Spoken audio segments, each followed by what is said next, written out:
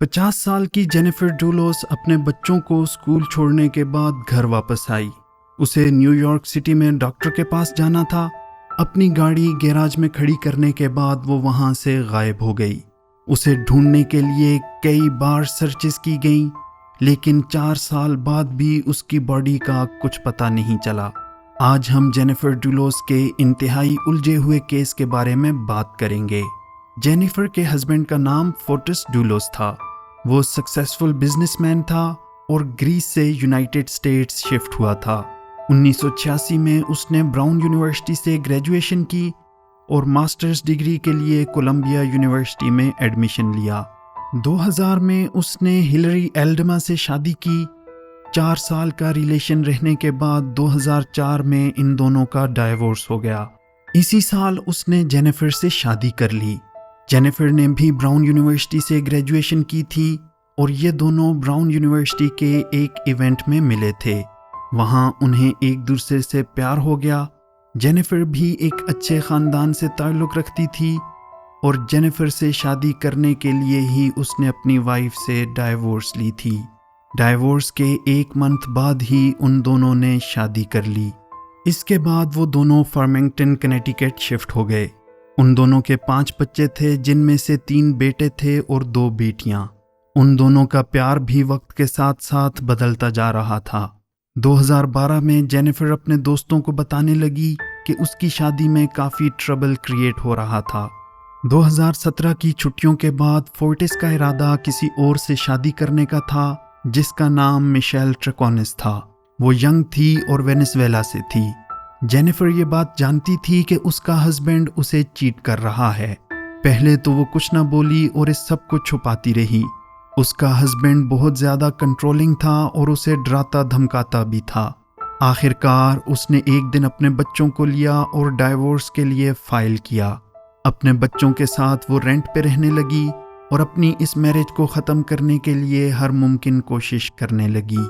ان دونوں کے درمیان اب بچوں کو لے کر کافی زیادہ پرابلم ہو چکا تھا۔ فورٹس یہ چاہتا تھا کہ بچوں کی کسٹڈی اسے ملے اور وہ انہیں کھونا نہیں چاہتا تھا۔ ان دونوں کے بیچ اس جھگڑے نے ایک اور موڑ لیا۔ 24 مئی 2019 کو پولیس آفیسرز جینیفر ڈولوس کے گھر میں انٹر ہوئے تاکہ انہیں اس کے غائب ہونے کا کوئی کلو ملے۔ پورے گھر کے بیڈ روم، واش روم اور بیسمنٹ چیک کرنے کے بعد بھی انہیں کچھ سسپیشس نہیں لگا۔ اس سب کے بعد جب وہ کچن میں گئے تو آفیسرز نے نوٹ کیا کہ وہاں پر ایک بڑا سا بیگ رکھا تھا۔ ایسا لگ رہا تھا جیسے کہ کوئی انٹر ہوا ہو اور اپنا بیگ یہیں پر چھوڑ دیا ہو۔ اس کے اندر جینیفر کی جیکٹ اور کچھ پیپرز تھے۔ اس کے بعد آفیسرز گیراج میں گئے اور باریکی سے وہاں رکھی گئی چیزوں کو دیکھنے لگے۔ انہیں اس گاڑی پر خون ملا۔ فورینزک ٹیم نے کچن اور گاڑی کے اوپر سے سیمپل لیے اور انہیں ٹیسٹ کرنے کے لیے بھیج دیا۔ فورینزک ٹیم کو وہاں پر کافی زیادہ چھوٹے چھوٹے خون کے دھبے ملے۔ رینج روور کے بمپر، ٹائرز اور اگلی سائڈ پر، اس کے علاوہ وال پر اور ڈور پر بھی خون لگا ہوا تھا۔ ایسا لگ رہا تھا کہ کسی نے کرائم سین کو صحیح سے صاف کیا ہے، لیکن پھر بھی خون کے نشان وہاں رہ گئے۔ دوسری طرف آفیسر جینیفر کی سبربن کو ڈھونڈ رہے تھے تاکہ انہیں اس کا کوئی پتہ چلے۔ سبربن پولیس کو ایک ویران پارک کے پاس ملی، لیکن اس میں جینیفر کا کوئی نام و نشان نہیں تھا۔ اس کے غائب ہونے کے پیچھے سب سے پہلا سسپیکٹ اس کا ایکس ہسبینڈ فورٹس ہی تھا۔ فارمنگٹن کنیٹیکٹ سے صرف آدھے گھنٹے کی ہی دوری پر وہ رہتا تھا۔ اسے انٹیروگیشن کے لیے پولیس اسٹیشن بلایا گیا۔ اس نے پولیس سے پوچھا کہ کیا انہیں جینیفر کے غائب ہونے کے بارے میں کچھ انفارمیشن ملی ہے۔ پولیس نے اسے بتایا کہ وہ اسی بارے میں اس سے انویسٹیگیشن کرنا چاہتے ہیں۔ وہ ان کی ہیلپ کرنے کے لیے ریڈی ہو گیا۔ اس کے بعد اس کی موبائل کی لوکیشن چیک کی گئی تو انویسٹیگیٹرز کو پتہ چلا جس دن وہ غائب ہوئی تھی وہ اپنے گھر پر ہی تھا۔ اس کے بعد اس سے اور انویسٹیگیشن نہیں کی گئی اور اسے جانے دیا گیا۔ اس کے جانے کے بعد بھی پولیس اس کی لوکیشن ٹریک کر رہی تھی اور انہیں پتہ چلا کہ وہ اپنے گھر سے 15 منٹ کی دوری پر گیا تھا۔ ان کے لیے اس میں عجیب بات یہ تھی کہ وہ اس دوران 30 الگ الگ جگہ پر رکا۔ انہیں اس پہ شک تھا، اس لیے پورے ایریا کی تلاشی لی گئی اور وہاں پر لگے کیمراز کو بھی چیک کیا گیا۔ انہوں نے دیکھا کہ فورٹس اور میشیل پورے ٹاؤن میں جگہ جگہ رک کر ٹریش کین میں بیگ پھینک رہے تھے۔ اس ویڈیو میں فورٹس ٹریش میں کچھ بیگز پھینک رہا تھا اور میشیل سے گاڑی کا دروازہ کھولتے ہوئے کوئی چیز نیچے گری۔ اب انویسٹیگیٹرز ان کی ٹریک کی ہوئی لوکیشن پر جا کر ٹریش کینز کو چیک کر رہے تھے۔ انہوں نے لوکل پولیس کی مدد سے بہت سی چیزوں کو ریکور کر لیا۔ ان میں 2 لائسنس پلیٹس تھیں جو کہ آؤٹ ڈیٹڈ تھیں۔ یہ دونوں پلیٹس فورٹس کے نام پر رجسٹرڈ تھیں۔ اس کے علاوہ دوسرے ٹریش سے انہیں خون سے بھرے ہوئے کرائم سین کو صاف کرنے کا سامان، زپ ٹائز اور کٹے ہوئے عورت کے کپڑے ملے۔ ساتھ ہی ساتھ انہیں ایک اور ٹریش کین میں سے گلوز ملے جن پر خون لگا ہوا تھا۔ ان سب کو ٹیسٹیفائی کرنے کے لیے لیبارٹریز بھیج دیا گیا۔ رپورٹس آنے کے بعد پتہ چلا کہ یہ سارا بلڈ جینیفر ڈولوس کا تھا۔ حیرت کی بات یہ تھی کہ اتنا سرچ کرنے کے بعد بھی ڈیٹیکٹیوز کو ابھی تک اس کی باڈی نہیں ملی تھی۔ نہ مرڈر ویپن ملا تھا اور نہ کوئی ایسا کلو جو یہ بتائے کہ آخر وہ کہاں غائب ہوئی ہے۔ پولیس کے پاس اس کے ہسبینڈ اور میشیل کے اگینسٹ CCTV فوٹیج تو تھی، لیکن اس کی لوکیشن اس دن ان کے گھر پر ہی شو ہو رہی تھی۔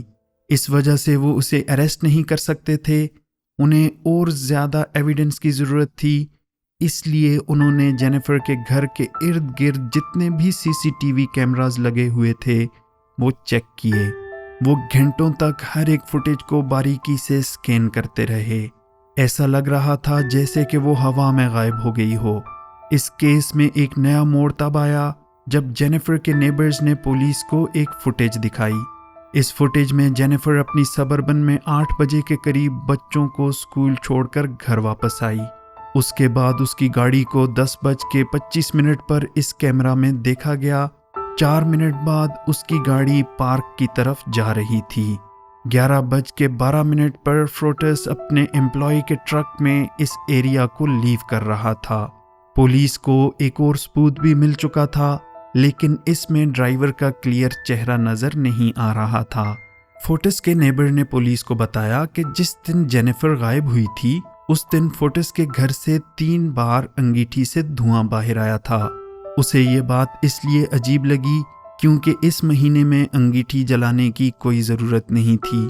کچھ بھی نہیں کہا جا سکتا تھا کہ آخر اس نے اس دن 3 بار انگیٹھی کیوں جلائی۔ پولیس کو جو ٹرک فوٹیج میں نظر آیا تھا اس کے اونر کو بلایا گیا۔ انہیں پتہ چلا کہ وہ فورٹس کا امپلائی تھا۔ اس نے بتایا کہ اس سے وہ ٹرک اس نے ادھار لیا تھا اور جب اسے واپس کیا تو وہ بالکل صاف تھا۔ اس کے ساتھ ساتھ اس نے اسے کہا کہ جتنی جلدی ہو سکے اسے یہ ٹرک بیچ دینا چاہیے۔ فورٹس نے اسے کہا کہ وہ اس کی سیٹس بھی چینج کروا دے کیونکہ یہ بہت پرانی ہو چکی ہیں۔ اس نے اپنی گاڑی کی سیٹس اسے دیں تاکہ وہ جلد سے جلد ان کو ریپلیس کر سکے۔ پولیس کے پاس اب تک اتنے ثبوت اکٹھے ہو چکے تھے کہ وہ فورٹس کے اگینسٹ کوئی ایکشن لیں۔ پولیس اس کنکلوژن پر پہنچی کہ فورٹس اس ایریا میں بائیسیکل پر انٹر ہوا۔ وہ گیراج میں جینیفر کا ویٹ کرنے لگا کہ وہ گھر واپس آئے۔ جب وہ گھر واپس آئی اور اپنی گاڑی گیراج میں پارک کی، اس نے اچانک اس پر حملہ کر دیا اور اسے جان سے مار دیا۔ اس کے بعد اس نے کرائم سین صاف کیا اور اس کی گاڑی کو پارک میں جا کر چھوڑ آیا۔ پولیس کے پاس کافی زیادہ فزیکل ایویڈنس بھی تھے، لیکن انہیں اس کی باڈی کا کچھ بھی پتہ نہیں چل رہا تھا۔ جینیفر کے جو کپڑے انہیں ملے تھے وہ خون سے اتنے بھرے ہوئے تھے کہ انویسٹیگیٹرز بھی اس بات پر شور تھے کہ اتنا خون بہنے کے بعد کوئی زندہ نہیں رہ سکتا۔ انویسٹیگیٹرز کے لیے یہ کیس بہت الجھا ہوا تھا کیونکہ ان کے پاس ثبوت تو تھے، لیکن میشیل اور فورٹس کے فون ریکارڈز کچھ اور ہی شو کر رہے تھے۔ 1 جون 2019 کو ان دونوں کو اریسٹ کر لیا گیا، لیکن ان دونوں نے اپنی غلطی نہیں مانی، اس لیے انہیں بیل مل گئی۔ اس کے بعد پولیس کو 2 لوگوں نے بتایا کہ انہوں نے ایک گڈھا کھودا ہوا دیکھا تھا جس کو گرل گریٹ سے کور کیا گیا تھا۔ اس میں ایک بلو ٹارپ اور 2 بڑے لائم بیگز تھے۔ انہیں ایسا لگ رہا تھا کہ شاید اس کا کنیکشن کہیں اس کیس کے ساتھ ہو۔ اتھارٹیز اس جگہ پر پہنچی، لیکن وہاں پر انہیں کوئی باڈی نہیں ملی۔ پولیس کو پتہ چلا کہ اس جگہ کی ایکسیس کینٹ نے کلب کے فاؤنڈر سے لی تھی۔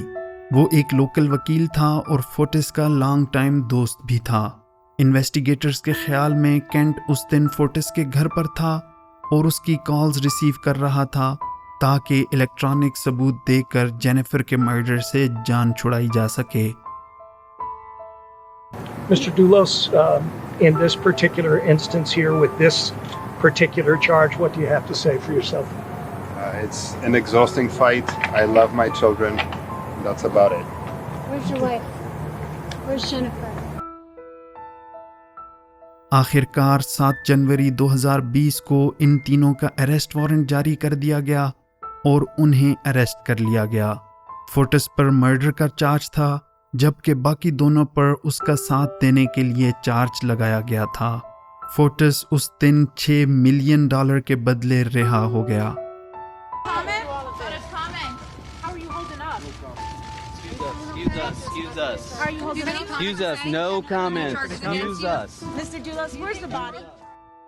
اسے دوبارہ 28 فروری کو کورٹ میں شو ہونا تھا۔ وہ دن آ گیا جس دن اسے کورٹ میں شو ہونا تھا۔ اس کی نئی گرل فرینڈ نے اس کے لائر کو بتایا کہ وہ کچھ ہی منٹس میں پہنچ جائے گا۔ سب اس کا ویٹ کر رہے تھے لیکن وہ نہیں آیا۔ اسے کالز بھی کی جا رہی تھیں لیکن کوئی بھی رپلائی نہیں مل رہا تھا۔ ڈسپیچرز فوراً اس کے گھر کی طرف نکل گئے تاکہ وہ یہ دیکھ سکیں کہ آخر کیا معاملہ ہے۔ جب وہ وہاں پہنچے تو انہوں نے دیکھا کہ وہ اپنی کار کی بیک سیٹ پر گرا ہوا تھا۔ انہوں نے اسے کار سے باہر نکالا اور CPR دینے لگے۔ کار کے اندر انہیں ایک نوٹ ملا جس میں لکھا ہوا تھا کہ وہ اس کے لیے کبھی بھی جیل نہیں جانا چاہتا جو اس نے نہیں کیا۔ اس کے بعد اسے ہیلی کاپٹر سے ہاسپٹل لے جایا گیا۔ اسے ہائی لیول کیئر پر رکھا گیا لیکن پھر بھی 2 دن بعد اس کی ڈیتھ ہو گئی۔ اپنی ڈیتھ کے وقت وہ بینکرپٹ بھی ہو چکا تھا اور اس کے ساتھ ساتھ اس پر $7 ملین کا قرضہ بھی تھا۔ Fotis Doulos was declared dead tonight at 5:32. Michel ٹروکونس کا ٹرائل شروع ہوا اور یہ ٹرائل تقریباً 4 سال تک چلتا رہا۔ اس میں اس کے اگینسٹ ایویڈنس بھی کورٹ میں پیش کیے گئے جس میں وہ اور فورٹس ٹریش کین میں کچھ چیزیں ڈسپوز کر رہے تھے۔ اس کے علاوہ جینیفر کے کپڑے جس پر جینیفر اور ڈولوس دونوں کا DNA موجود تھا، انہیں ایک اور ٹریش کین سے جینیفر کے گیراج سے غائب ہوئے 2 پلوز بھی ملے۔ ان پر بھی خون لگا ہوا تھا۔ کیونکہ اب فورٹس زندہ نہیں تھا اس لیے پولیس کو میشیل کے اگینسٹ کیس کو کافی مضبوط کرنے کی ضرورت تھی۔ انہوں نے کورٹ میں ان دونوں کی ریلیشن شپ کو پروو کرنے کے لیے کئی زیادہ آئی وٹنس پیش کیے۔ انہیں میشیل اور فورٹس کے گھر سے جس میں وہ دونوں ایک ساتھ رہتے تھے کافی ریٹن ایویڈنس بھی ملے۔ اس میں انہوں نے لکھا تھا کہ کیسے وہ ایک دوسرے کو پولیس کے سامنے پروٹیکٹ کریں گے، ساتھ ہی ساتھ یہ بھی کہ انہیں اس چیز سے جان چھڑانے کے لیے پولیس کو کیا ثبوت پیش کرنے ہیں۔ اب تک جتنے بھی ایویڈنس ملے تھے ان سب کو کورٹ میں پیش کیا گیا اور سارے ایویڈنسز کو دیکھتے ہوئے جج نے اپنا فیصلہ 1 مارچ 2024 کو سنایا۔ جج نے میشیل کو مجرم قرار دیا اور اس پر 6 چارجز لگائے جس میں مرڈر کی سازش کرنا، فزیکل ایویڈنس کے ساتھ چھیڑ چھاڑ کرنا اور پولیس سے جھوٹ بولنا وغیرہ شامل تھے۔ اسے اس کی سزا مئی میں سنائی جائے گی۔ کینٹ کا فیصلہ بھی اسی منتھ میں کیا جائے گا۔ ٹروکونس کی فیملی کا کہنا ہے کہ وہ کبھی کسی کا مرڈر نہیں کر سکتی۔ اس کے ساتھ بے انصافی کی جا رہی ہے اور اس پر جو چارجز لگائے گئے وہ سب جھوٹ ہیں۔ اب اس کی باڈی کو سرچ کرنے کے لیے ایک آرگنائزیشن بنائی گئی ہے۔ فی الحال وہ آرگنائزیشن فنڈز اکٹھا کر رہی ہے تاکہ وہ ہائیلی اسپیشلائزڈ کیڈاور ڈاگ منگوا کر اس کی باڈی ڈھونڈ سکیں۔ ان ڈاگز نے ابھی تک 36 کولڈ کیسز سالو کیے ہیں اور انہیں امید ہے کہ وہ اس کی باڈی کا بھی پتہ لگا لیں گے۔ اپریل کے مڈ میں یہ ریسرچ کی جائے گی اور امید کرتے ہیں کہ اس کی باڈی آخر کار مل جائے گی۔ آپ کا اس کیس کے بارے میں کیا کہنا ہے؟ اپنی رائے ضرور شیئر کریں۔ Thank you for watching our video. اگر آپ کو ویڈیو اچھی لگی ہو لائک سبسکرائب اور شیئر کریں. ملتے ہیں اگلی ویڈیو میں.